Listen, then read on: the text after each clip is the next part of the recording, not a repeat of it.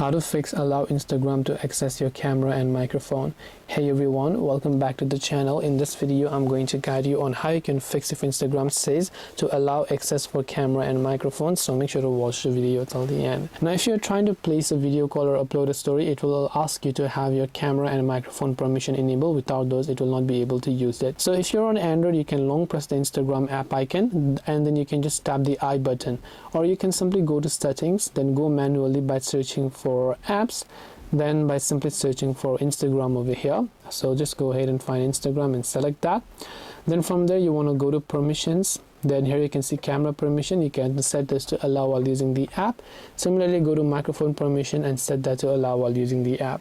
This way you'll be able to allow Instagram to access your camera and microphone.